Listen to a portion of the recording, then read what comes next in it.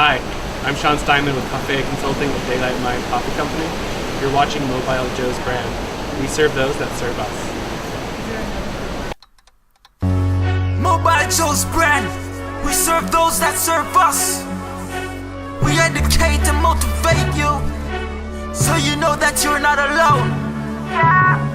No more mistake, and we will show you what it really takes. Your business will be better at the end of the day. We bring in those in the know to show, so your business will grow and your dream is made real, like you really, really feel. Mobile Joe's brand. We serve those that serve us, yes. Mobile Joe's brand. We serve those that serve us, yeah.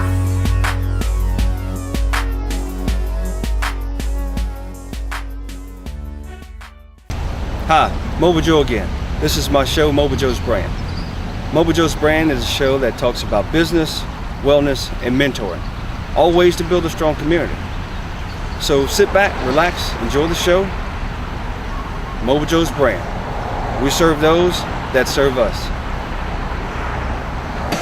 So today, this is Mobile Joe's Brand, and we have Mr. Shawn Steiman. and Shawn Steiman. Tell everybody who you are. I own a Daylight Mind Coffee Company in Kailua Kona, and I also own a consulting company that specializes in coffee. It's Coffea Consulting. So I'm a coffee guy through and through. So how did you get into both of these entities? You know, with Mobile Joe's Brand, what we try to do is to educate, entertain, and inform small business owners or people who are looking to come into business. Because one of the things I say is, you better know before you leap, and you better have support when you get in. Because if you don't, it'll be just like the wave. You go right back out. So tell people, how did you get into the entrepreneurship and the actual ownership of a business? All right. I originally moved to Hawaii to study coffee in graduate school. And that was purely, this is kind of a fun little hobby. I don't know what else I'm going to do with my life. And I discovered that school was really fun. Yeah. So I stayed in school forever. And as I was finishing school, I realized I was trained to be a scientist or a professor. And I wasn't ready to be either one of those full time because I really wanted to work in coffee. So I started consulting coffee. I thought, I have knowledge and people around the world really could use that help. So, consulting coffee, studying coffee, what was your desire behind coffee? What was it for you? I just loved it. I started drinking young. It was neat. And I read some books, and after you read a couple of books when you're young, you just know more than most people. And I just went with it as I don't know what it was. It was something I enjoyed. And then life just kept rolling, and I kept playing with it. So now you consult businesses or individuals. How does that work? The consulting is all over the place. My favorite thing to do is work with farmers because I'm a trained agronomist. So I love traveling the world or even staying in Hawaii and helping farmers grow coffee better or more sustainably or more production, whatever they need. And the other aspect that I'm really passionate about is quality. So improving quality all along the chain. So that can be working with roasters or retailers or teaching consumers.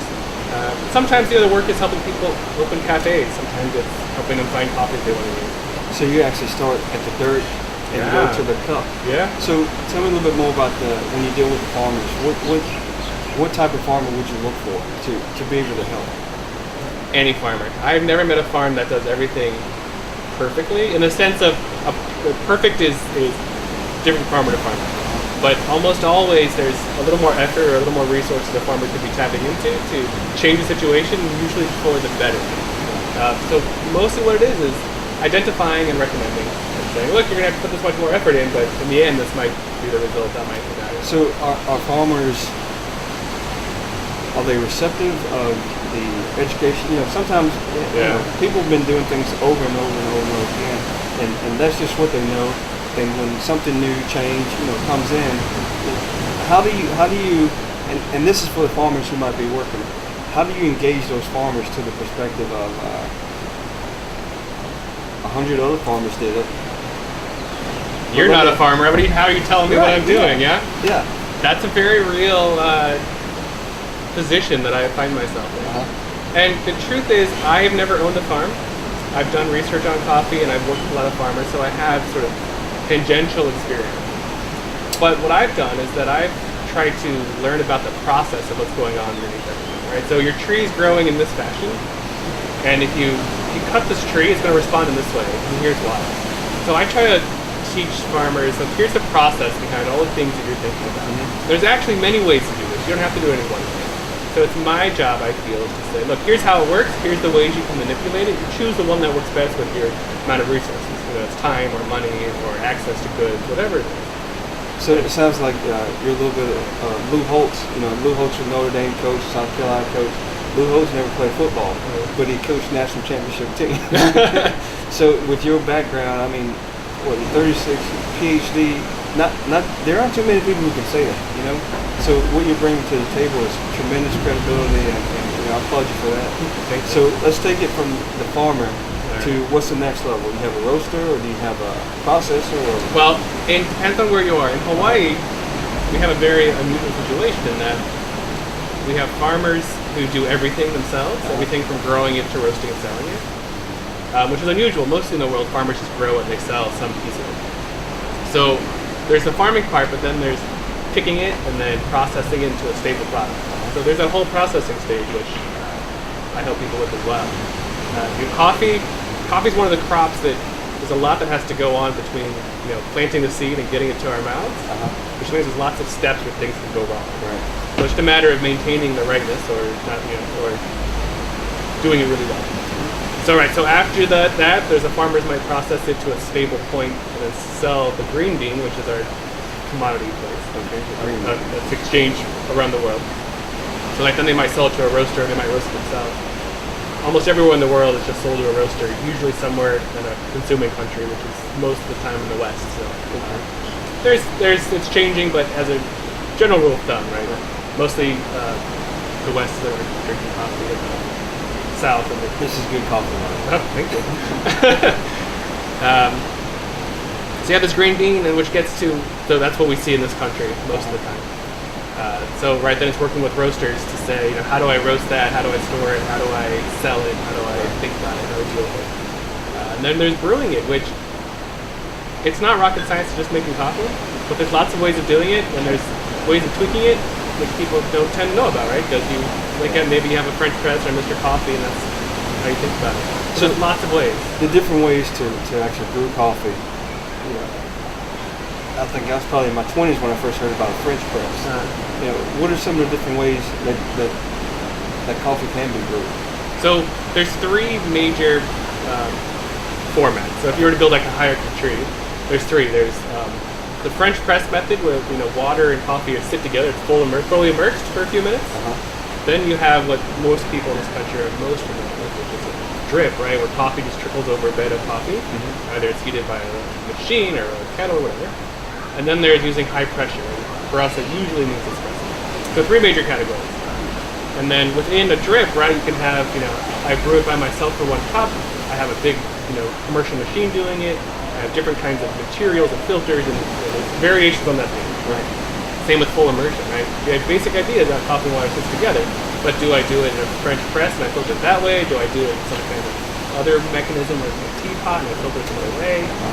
But at the end of the day, it's all about coffee and water sitting together and then passing it through some kind of filter to get the grounds out. So what's your favorite way? Tell it. What's my what's Shawn favorite? Steiman's favorite way to brew his coffee? I don't have a favorite way. So if you come to my home, there's 11 different ways of making coffee. Oh, wow. And there's 3 of them that I use most often, based on how much effort they take, what coffee I have, if I'm doing the dishes or I get my wife to do the dishes. There's always little things, right? But ultimately, I like my coffee to taste good, and there's lots of ways of doing that. And what tends to happen, right, if I get a new coffee, I'll use it on lots of different ways, just to see what happens, right? So I like that. I'm an explorer. I'm a scientist. I want to collect information. So once you get into the cup, I've been educated. There's an event that takes place called cupping. Oh, right. What is cupping for the people who don't know, and for me who's trying to learn more? All right, well, let's take a step back to what you do know, right? What are you doing right now? You're drinking coffee, right? Out of a mug. That's right? the best way to have coffee out of a mug. Well, it's because the mug's not going to lend any flavor to the coffee. Okay, there we go. If you had some kind of a metal or plastic or styrofoam, it might lend taste or your perception of taste. That's a whole other one. But what you're doing is, right, you're just having a sip and you're enjoying it. And right now we're here sitting on a deck, the ocean right here. We bring a lot of ourselves to this experience. Yes. There's what's in the cup, but there's also us. So that's a perfectly good way of tasting coffee and experiencing it. But it's not terribly objective because this is an awfully nice thing and we're enjoying it. So we're biased because of where we're enjoying each other's food. So if you want to really be more objective, to really tear the coffee apart a little bit more, you needed something different. A situation where... A dark room with... in a perfect world, yes. A dark room or dark walls and just you and coffee and nothing else. Right? In a lab setting, that's what the labs are, right? Oh, wow. You just have a booth that's boring, and you have your coffee, which is unlabeled. All the samples are homogeneous as best as possible. And so it's just you and the coffee. And cupping is just the way we get the coffee into our mouth. Instead of drinking out of a mug, right? We use a spoon to slurp it, which is weird because no one ever drinks out of a spoon, right? And then we don't even swallow it because, for any number of reasons, but it gets in the way, let's just say, and so then you spit it out, kind of like what you do with wine. Okay. Part of it with wine is the drunk factor, right? You taste a lot of wine, you're gonna get drunk. Then coffee, you have the caffeine thing, so that does play. So when you cup it and you're going through that process, what are you tasting for certain flavors, or it depends on what you're cupping for, right? There's lots of reasons to be doing it. Maybe you're doing quality control, you're checking the latest batch of coffee you receive. Maybe you are interested in buying a coffee, so you want to look for things that are going to be exciting or not exciting. Or maybe you got a really great price on the coffee and you're worried, you want to see if there's something wrong with it. Right. You evaluate anything for different purposes, right? You could evaluate a t-shirt. And if you're in the tropics, you're probably not evaluating how much wool is in it, right? Yeah. But you could, and you want to know that, right? So it just depends on the questions you're asking is the answers you're getting. So that takes us to, we're talking about grades. In a way, yeah. You know, one grade, when you cup it, it might have a certain type of, what is it, fullness or aroma. I'm not, you know the terms, I don't. So there's lots of terms you might look for, right? Things that everyone's familiar with. So let's talk about the qualities. You know, what we're going into now. Okay. You have this level and you have this level. Let's start at this level and work our way. Let's change that perspective, right? Okay. Instead of the continuum being up and down, because we have the sense that higher is better, let's have it like this, on a sliding scale, where there's not really a better one. Let's do it. So the reality is, there's a lot of people out there who drink coffee, and they all want something different from their coffee, right? Some people want coffee that just tastes like coffee, nothing else. And on that sliding scale, that coffee exists somewhere. Then you have people who want a lot of stuff going on, right? Fruits and flowers and chocolate and whatever other weird words that come out. So they drink the coffee, like, oh yeah, that's coffee, but it's something else too, and I really like it. And there's not a better or worse or right or wrong, they're just different. Now, certainly if someone is selling coffee, they say there's a better and worse, especially if the price is high, right? So one of the things that the world loves to say is better and worse, and I really advocate for difference, right? Now, we talk about these different markets for coffee, right? Someone who drinks Folgers is probably not drinking Starbucks, is probably not drinking my coffee, right? There are different types of coffee, and we sort of put them in different categories, and we talk about them and think about them in different ways. Right? So Daylight Mind, for instance, is sort of considered the high-end specialty gourmet market. Right? We're very extra particular. We tell stories. We might come off a little snobby to some people because there's certain things we choose not to do.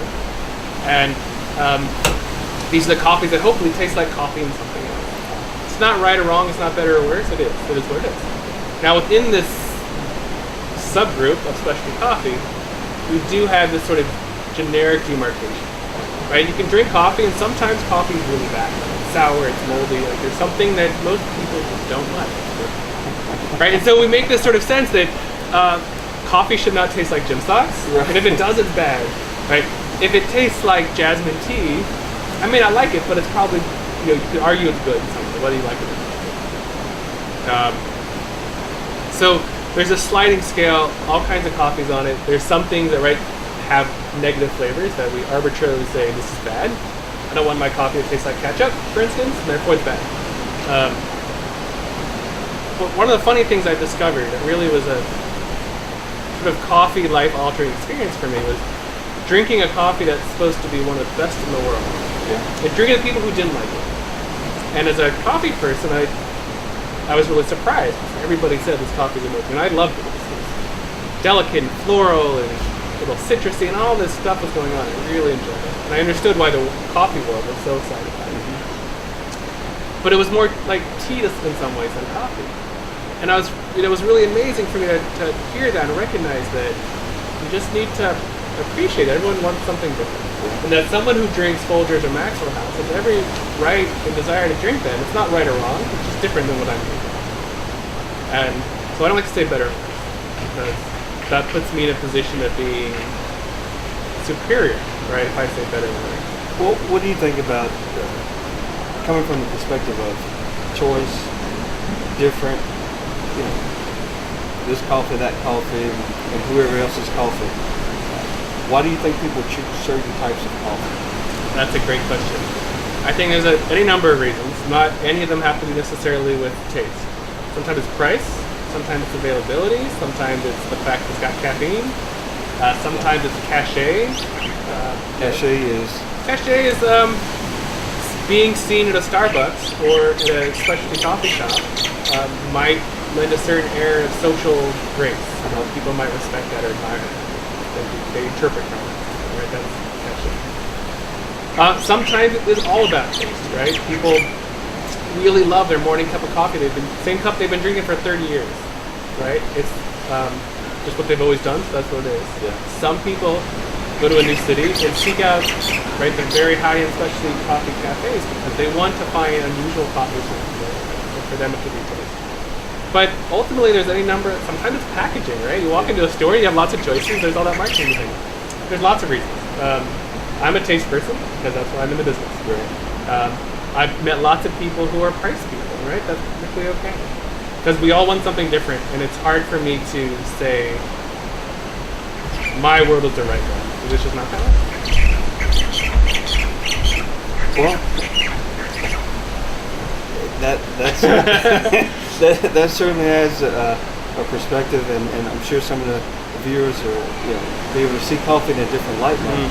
So now that you have the education, or you had the aspiration growing up to do something with coffee, had a love for coffee, you went to the University of Hawaii and fully immersed in coffee and those things that went along with the education, PhD, and now you're in a consulting business, and you also own the coffee shop. How has all of those different foundations or those components created the foundation for you and what you're doing now? When you talk to entrepreneurs or people who are considering going to business, if you were to ask them, what's your big idea? They might say to fly to the moon on a kite. But they don't have the background to build the right kite in order to fly to the moon. It can be done. So you have several experiences, foundations of having the passion of it, having the love for it, having the technical education for it, the training, networking, all those different things. How do you think all of those pieces have prepared you to be an entrepreneur versus an employee? I would say the most important thing, so I haven't thought about this, so as I talk, I think I'm going to come up with new ideas. Right. Off the bat, I've spent a lot of time acquiring information and theory, if you will, about coffee. And as I've started these businesses, it's been an opportunity to put theory into practice. And so what the theory and information has done is help me skip the research stage. If I want to open a coffee shop, I don't have to learn the basics about brewing coffee and sourcing coffee, but there's that background which just fit perfectly right in the situation. But it also lets me, sort of what I was talking about with farmers earlier, right? Knowing the process helps you do things in a way that work in reality. Right? It's very easy to brew coffee. There's lots of ways of doing it. That doesn't mean that every one of them belongs in a cafe, or that one that you think belongs in a cafe actually does. So having the tools to dance better, to shift around, that without question has been the most valuable thing. And to know where you can make compromises, right? In a perfect world where you're serving one person every hour, you can do the most amazing things. And when that goes from one person an hour to 10 people in 5 minutes, the world's different. Right? And having... And so is the bank account. Yeah, totally. That's why you're in business, right? That's right. Well, right, you want to make a living, right? Kind of whatever it is. You make a living and you want to... That's fine too, because you have three different areas. It's either hobby, it's either enterprise, or it's a charity. Yeah. That's coming straight from the IRS. And before a person jumps into business, that potential entrepreneur, they need to know those things. Because when they get into, from one person an hour to 10 people in 5 minutes, as you just said, a whole different world. It's not a hobby anymore. No, it's not. It's not. And you have to make it work so that those 10 people are happy. Yeah. And that you're happy and everyone's getting what they want. And I've never owned a shop. I haven't worked in a shop in a long time. So I don't have that daily experience. But I have a knowledge base to help me adapt and building a team. Right? If there's one thing I've learned about being in business, is having people you like and trust working with you. Because I'm not serving a person an hour, I can do that in my kitchen, right? No problem. That's easy, but this is not that situation. Support. Physical support in terms of other people, but emotional support. Right? My friends and family need to be prepared that I may not always be there or be the person they want me to be at the time they want me to be that person. Right? So flexibility, understanding. Some people, I think most entrepreneurs have a sense of there's this thing I want to pursue, I'm going to dedicate a lot to it. Part of my background of studying a lot and spending a lot of time gaining knowledge was gaining patience, gaining the understanding that things go wrong. As much as you prepare, it might happen. So there's lots of things I've learned as an entrepreneur about how to be an entrepreneur that you learn on the spot, and that you say to somebody else, which is convenient. Only if the entrepreneurs have I'm going to take a year off of my life and learn to be an entrepreneur before I become an entrepreneur. It doesn't really happen. So many of us learn, right? It did. Right on the spot. And hopefully you've had a guide or you thought it come through. Or, I don't always know what my background's prepared me for. And sometimes it's just prepared me to be a happy person so that when the hard days come, I have other things to follow to make me happy. I had a guy on the show early when I started. His name was Dan Lyons. And Dan talked about this thing called grit. Back in the 80s, Dan qualified for the water polo team, U.S. Olympics. And Dan when he teaches this and he talks about grit, he said, you have to have grit. You mentioned entrepreneurs coming into their own or taking that leap, that step, or whatever they consider to be. They have to have that grit. They have to have those different supports in order to say, I'm going. I don't need you to go with me. I just need you to be here when I come back, or whatever that particular person or thing supports those efforts, so you can focus on the effort, the goal, the destination, and hitting that goal. What do you think? Absolutely. Some days, for instance, my personal life, right? Some days I work super long days, and the most amazing thing my wife can do is make dinner that way. Nothing complicated, right? We got to do it anyways. But just not having that responsibility, that kind of support goes super far. Without that, right? Certainly, if I weren't married, I lived by myself, I would find a way to eat. Right? I would take care of myself. But this is just an example of that kind of support. Or something funny happened in a cafe one day. You just need to tell someone about it. He's not going to judge you, right? They're just going to be like, oh, thanks, let me hear your story and let you get off your chest. You need those kind of people. And sometimes it's right, it's that person who will step up and be like, hey, let me help you do that. So it's all kinds. And you don't know what you need until you need it, and you can't walk into a situation saying, here's my army of helpers. You just help them. Just help to happen. So now you lead to an interesting point when you talk about when you have that support, delegation of it. Delegating whether it's employees or family or whatever it is. How do you go about delegation? If you surround yourself with people who respect you and trust you, and they're offering help, they will tend to follow a leader. So if my friend or my wife says, look, I recognize that you're having a tough time. What can I do to help? It can be, can you wash those coffee pots? It can be, I could really use you to, stay the extra 20 minutes to fill that last order. There's a lot of variability.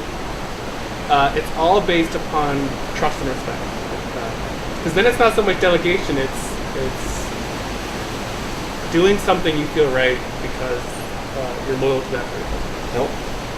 Yeah. It's helping people. Right. It is. And you want to help people you like and you want to see succeed. Yeah. And Shawn, I've come to the conclusion of after you take away the technical terms, after you take away the science of it, after you take away all the other things that tend to take away from the human perspective. And I had a friend who uses this, and you call it what it really is.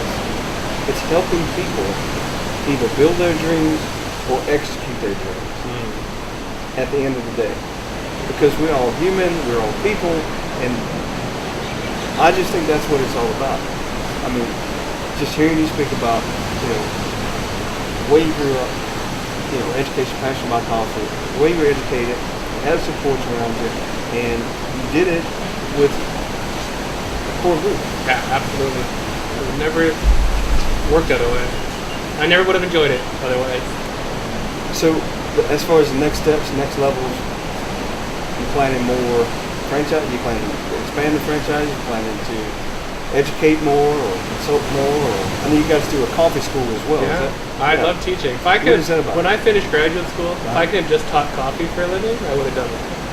But that doesn't exist in this country, so that's been put on hold until right now. There's Daylight Mine as a school, and the idea is for me and my employees to be able to teach people things that we think we want to teach. Well, right, teach things that we want to teach, teach things we think people want, and give people an opportunity to see coffee in a new light. So there's certainly, come for 2.5 days, come for 5 days. Here are these courses, these topics we're covering, come and learn. And then there's, come for an hour or two, and just dabble in this world. Come hang out, enjoy the waves crashing, and enjoy the scenery, and meet good people and great people. And think about this product that is not necessary to your life at all. Right? Obviously, coffee is a luxury product. As much as we need caffeine, and we talk about that, we could all wean ourselves off. So we have this product that's just totally a blessing. We didn't have the money, we wouldn't buy it, we wouldn't need it to sit on it.